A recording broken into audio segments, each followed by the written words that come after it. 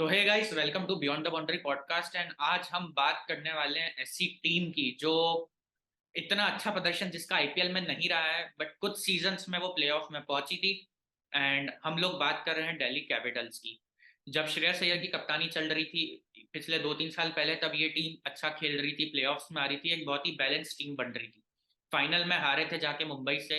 And उसके पहले पूरा टूर्नामेंट अच्छा खेला था उन्होंने। एंड उसके बाद जब श्रेयस अय्यर टीम से गए एंड पिछले साल ऋषभ पंत का एक्सीडेंट भी हुआ, तो पिछले साल का जो सीजन था वो बुलाने जैसा सीजन रहा उनका। पूरी टीम टूटी हुई लगी एंड डेविड वार्नर ने कप्तानी तो करी थी, बट प्लेयर उतना अच्छा परफॉर्म नहीं कर पाए। बहुत सारे नए प्लेयर थे एंड बहुत सारे रिप्लेसमेंट्स थे उसमें।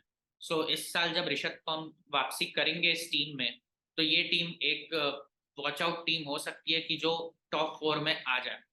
सबसे पहले बात करेंगे अपन रिटेन्ड प्लेयर्स की जो दिल्ली कैपिटल्स ने अपनी टीम में बचाए रखे हैं। उसमें है अभिषेक पोरेल। ये अपने बल्लेबाज हैं एंड साथ में विकेट कीपिंग ऑप्शन भी हैं। ये बैकअप विकेट कीपर हो सकते हैं ऋषभ पंत के। एंड पिछले सीजन कुछ मैचेस मिले थे एंड उन्होंने ठीक ठाक प्रदर्शन किया था। उसके बाद एंड्रिक नॉर्किया। ये साउथ अफ्रीकन फास्ट बॉलर है जो आराम से 150 क्लॉक करते हैं। अभी वर्ल्ड कप में नहीं थे क्योंकि इंजर्ड थे, बट आईपीएल तक फिट होने की पूरी उम्मीद है एंड पूरा सीजन खेलते हुए दिखेंगे। अक्षर पटेल ये एक एमवीपी है दिल्ली कैपिटल्स के। आखिरी में बल्लेबाजी, पिछले साल का सीजन इनके लिए बल्लेबाजी के लिए याद रखा जाएगा। बहुत मैचेस में इन्होंने अच्छी बल्लेबाजी करी थी एंड बहुत डिबेट चल रहा था कि इनको ऊपर भेजो, बट ये 6-7 पे आ रहे थे। तब तक ऑलमोस्ट गेम खत्म हो जाता था। अक्षर पटेल का पिछले साल बैटिंग का सीजन अच्छा गया था, अभी बॉलिंग में अच्छा कर रहे हैं, तो इस साल आईपीएल में अच्छा खेल सकते हैं। डेविड वार्नर तो ऑब्वियसली ओपन करेंगे ही, बहुत पुराने बल्लेबाज है, सब जानते हैं। ईशांत शर्मा अपने इंडिया के फास्ट बॉलर है, मीडियम फास्ट हो गए हैं अब। बाकी बहुत सीजनड है, बहुत टाइम से खेल रहे हैं। पिछले साल भी अच्छा खेला था उन्होंने एंड विकेट्स निकाले थे, अच्छी स्लोअर बॉलें करी थी एंड इकोनॉमिकल रहे थे। कुलदीप यादव का इंटरनेशनल क्रिकेट में जो वापसी करी थी उन्होंने, वो आईपीएल के थ्रू करी थी। जब उनको केकेआर ने बेंच पे बिठा दिया था तब एंड रिलीज कर दिया था, तब दिल्ली ने लेके उनको रेगुलरली खिलाया हर एक मैच। एंड उन्होंने जो बॉलिंग करी उसके बेसिस पे उनका इंडियन टीम में वापस सिलेक्शन हुआ। बहुत अच्छे फॉर्म में चल रहे कुलदीप यादव एंड आईपीएल भी अच्छा करते हुए दिख रहे हैं मेरे को। ललित यादव एक इंपॉर्टेंट प्लेयर बन के उभरे थे पिछले साल आईपीएल में। उन्होंने बॉलिंग भी करी थी, थोड़ी बैटिंग भी करी थी एंड टीम को अच्छा खेला था उन्होंने। मतलब मिडल ओवर्स में आते थे बैटिंग करने में एंड कुछ शॉट्स मारते थे एंड रन बॉल से ज्यादा का अच्छा स्ट्राइक रेट रहता था उनका, 130 140 समथिंग का। अच्छे प्लेयर हैं ये। लुंगी सानियन गीडी, ये अपने साउथ अफ्रीकन फास्ट बॉलर है। इंडियन पिचेस इनको पसंद आती है क्योंकि उनकी स्लोअर बॉलें बहुत फेंकते हैं वो, तो उनके पिच में फंसती है बॉल। तो ये एक अच्छा एडिशन रहेंगे दिल्ली कैपिटल्स की प्लेइंग 11 में। मिचेल मार्श, इनका मैक्सवेल जैसा केस है, चलते हैं तो बहुत चलते हैं, नहीं चलते तो फिर जल्दी आउट होते हैं। ऑस्ट्रेलियन ओपनिंग बैट्समैन है या फर्स्ट डाउन आ जाते हैं, तो अगर डेविड वार्नर और अपने पृथ्वी शॉ ओपन करेंगे, जो भी वो भी रिटेन प्लेयर है पृथ्वी शॉ, ये उनके लिए शायद आखिरी चांस होगा पृथ्वी शॉ के लिए। ये दोनों ओपनिंग करेंगे तो अपने मिचेल मार्श फर्स्ट डाउन पे आ सकते हैं एंड उसके बाद ऋषभ पंत और बाकी बैट्समैन आ सकते हैं।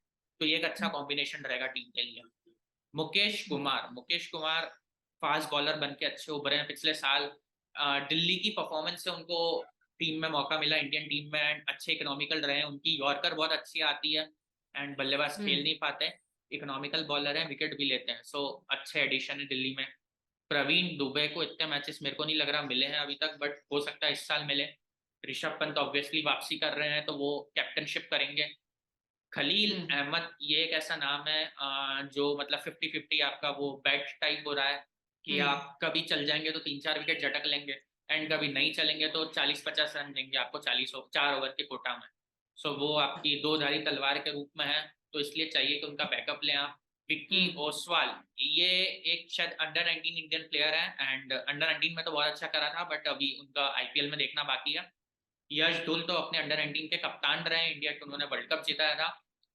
पिछले साल मौके मिले थे एंड अच्छे प्लेयर हैं, सीजन प्लेयर है। जिनके राणे जैसे मेरे को लगते हैं कि पूरी टेक्निक वो सब सेम है उनकी।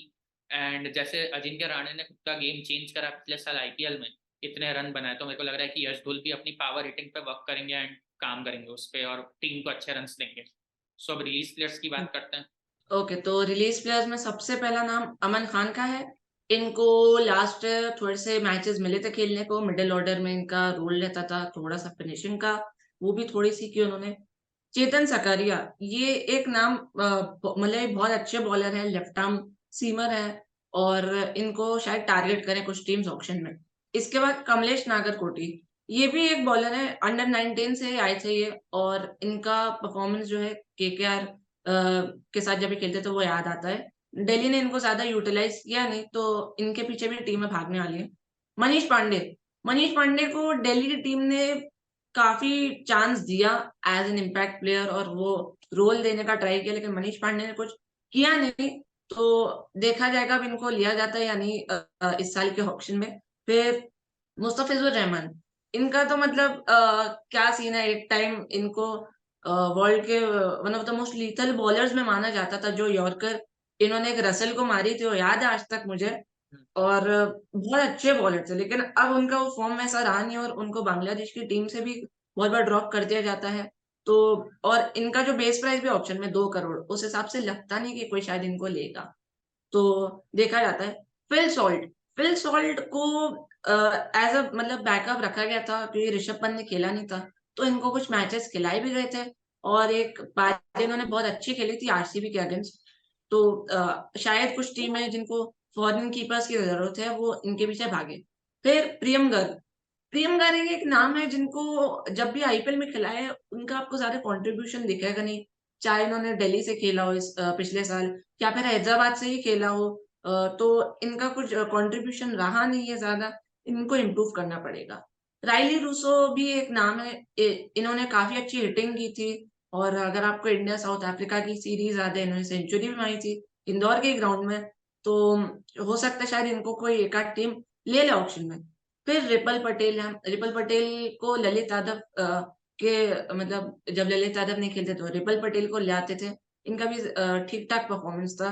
फिर रोवन पॉवेल, इनको मिडल ऑर्डर के मतलब मिडल ऑर्डर के लिए में रखा गया था एज़ अ फिनिशर और एक मैच याद आता है राजस्थान का जब 6 बॉल में 6 छक्के मारने तो 3 बॉल में 3 छक्के 3 मार मार लिए थे।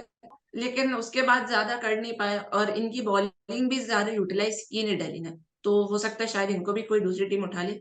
सरफराज खान, इनका थोड़ा-सा अलग केस था। इनको स्टार्टिंग में खिलाया गया था एज़ अ कीपर और डिसेंट भी कर लिया था, लेकिन जो इनकी बैटिंग थी, उसमें वो कुछ ज़्यादा कर नहीं पाए। हाँ, डोमेस्टिक में अगर आपने सुना होगा कितना बढ़िया एवरेज है इनका रणजी में, लेकिन जो सक्सेस था उनका डोमेस्टिक में, वो आईपीएल में कर नहीं पाए और अगर आप इनके अंडर 19 बैच से देखेंगे, ईशान किशन रेगुलर हो गए ऑलमोस्ट इंडिया के, ऋषभ पंत इतना बड़ा नाम है, तो सरफराज को भी अच्छा करना पड़ेगा इस साल ताकि उनको भी एक आध चांस मिल सके। हाँ, तो मैं सरफराज खान पे कंटिन्यू करूँगा एक चीज़ कि एक तो फ़िटनेस बड़ा इश्यू है उनके लिए एंड दूसरी हुँ, चीज़ ये है कि उनके पास रिवर्स खेलने के अलावा ज़्यादा शॉट्स नहीं है। मतलब वो विकेट के पीछे ही बस इतना खेलते हैं, तो वो प्रेडिक्टेबल हो जाते हैं कि भई ये हुँ, मारेगा तो इधर ही मारेगा।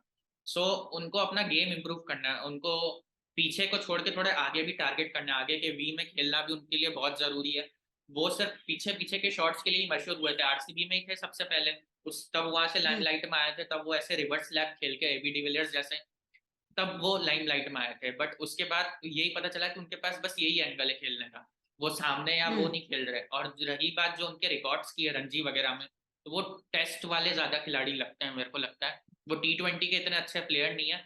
अगर वो इम्प्रूव करेंगे अपना शॉट्स और बढ़ाएँगे, तो वो अच्छे प्राइस में आ सकते हैं बाद में, थोड़ी फिटनेस भी इम्प्रूव करेंगे। तो अभी उनके टी20 में आने में मेरे को लग रहा है कि 1-2 साल हैं, वो इतने जल्दी तो अच्छा नहीं कर सकते।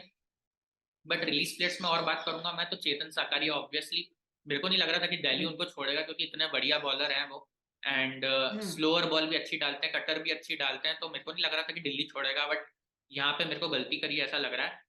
एंड उसके बाद हुँ, ऑब्वियसली फिल सॉल्ट मेरे को इसलिए लगा हुँ, क्योंकि उन्होंने छोड़ा क्योंकि उनके टॉप जो 4 फॉरेन के स्पॉट्स होते हैं, वो मेरे को लग रहा है फ़िल्ड लग रहे हैं। डेविड वार्नर से, हुँ, मिचेल मार्श से, लुंगीसान या एंगीडी से और अपने एंड्रिक नॉर्किया से। मेरे को लग रहा है कि ये 4 फिक्स्ड हैं, उसके कारण उन्होंने फिल सॉल्ट को छोड़ा है और विकेट कीपर पहले ही 2 हैं अपने पास, अभिषेक पोरेल हो गया और ऋषभ पंत हो गया। सो इसलिए मेरे को लग रहा है कि फिल सॉल्ट को छोड़ा वरना वो अच्छे खिलाड़ी हैं। और रिली रोसो जो थे, उनका इंडिया में एवरेज अच्छा था, मतलब वो 100 मार रहे थे, फिर वो डक पे भी आउट हो रहे थे, उनका ऐसा था कि या तो 100 मारेंगे या डक पे आउट होंगे। एक मैच में दिल्ली के लिए अच्छा खेले थे, अच्छे रन बनाए थे बट उसके अलावा वो लेफ्ट हैंड बल्लेबाज होने के बावजूद भी वो इतना अच्छा नहीं खेल पाए। यहाँ पे इंडियन में हुँ, लेफ्ट हैंड बल्लेबाजों को बहुत फैंसी किया जाता है एंड उनकी बहुत मतलब माना जाता है कि बहुत बढ़िया रहते हैं, बट तो इतना अच्छा प्रदर्शन नहीं था। तो मेरे को लग रहा है कि एक दो को छोड़ के बाकी रिलीज प्लेयर्स सही हैं, बट हुँ, चेतन साकारिया और फिल सॉल्ट को रोक सकते थे तो बढ़िया होता। बट बाकी तो मेरे को लग रहा है कि हाँ, रिलीज करने वाले थे वो लाइबिलिटी थे इस टीम के लिए। बाकी जो अगर टीम लग रही है इनकी, अब इसमें ऋषभ पंत वापसी कर रहे हैं तो एक डायमेंशन ऐड हो रहा है। पिछले बार कोई विकेट हुँ, कीपर अच्छा नहीं था तो इसलिए फिल सॉल्ट को खिलाना पड़ रहा था, अभिषेक पोरेल को हुँ, मौका देना पड़ रहा था एंड उसके कारण उनका समीकरण बिगड़ रहा था दिल्ली का। इतनी अच्छी बैटिंग लाइनअप नहीं हो पा रही थी, लेकिन अब ऋषभ पंत, पुराने ऋषभ पंत जैसे अगर वापसी करते हैं तो फिर मेरे को लग रहा है कि हुँ, दिल्ली टॉप 5 में तो आ जाएगी एंड फिर उसके बाद हुँ। उनके प्लेयर्स के दम पे है कि वो उसको और ऊपर ले जा सकते हैं कि नहीं ले जा सकते हैं। तो एक चीज़ मैं और ऐड करना चाहूँगा कि अगर आप दिल्ली के रिलीज़ प्लेयर्स देखेंगे, आप क्लियरली देख सकते हैं कि ये अपनी बॉलर्स को ज़्यादा रिलीज़ किया इन्होंने, तो ये ऑक्शन में बॉलर्स को एकदम हेवी प्राइस में लेने वाले हैं। तो यही चीज़ मैं आपसे पूछना चाहूँगा कि आपको क्या लगता है कौन से प्लेयर्स को शायद दिल्ली टारगेट करेगी ऑक्शन में? इन्होंने अगर टारगेट करना है, क्योंकि एक तो एंड्रिक नॉर्के इनके फिक्स लग रहे हैं, लुंगी सानी अंगिड़ी मेरे को फिक्स लग रहे हैं, तो हो सकता है बैकअप के लिए जाए, बैकअप में एक फॉरेनर और हो सकता है फास्ट बॉलिंग में, या फिर इंडियन फास्ट बॉलर्स और हो सकते हैं।